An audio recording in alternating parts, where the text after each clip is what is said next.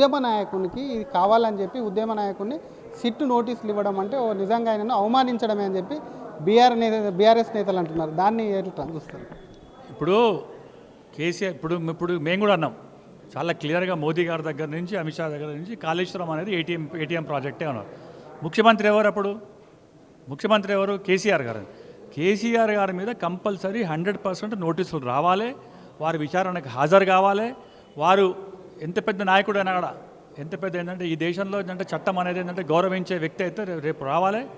దాని మీద తన ఏంటంటే విచారణకు హాజరై తన ఏదైతే ఏంటంటే మొత్తం క్రెడిబిలిటీ ఉందో, తను ఏంటంటే నిజంగా చేసిండా చేయలేదా అనే దాని మీద ఆయన ఆన్సర్ ఇవ్వాల్సిన బాధ్యత కేసీఆర్ మీద ఉంది. ఒక లీడర్ ఆఫ్ అపోజిషన్ అంటే మీకు లీడర్ ఆఫ్ అపోజిషన్ అంటే ఒక ఏంటంటే గౌరవం ఉంది.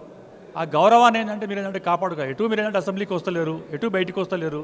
ఈ సిట్ విచారణ మీద మీరు ఇవాళ రేపు వచ్చి మీ యొక్క ఏదైతే మీరు ఏంటంటే మొత్తం సమర్థించుకుంటారా లేకుంటే అటాక్ చేస్తారా, దాని మీద క్లియర్ అయిన ఒక ఏంటంటే స్పష్టత ఇవ్వాలని చెప్పి భారతీయ జనతా పార్టీ డిమాండ్ చేస్తుంది.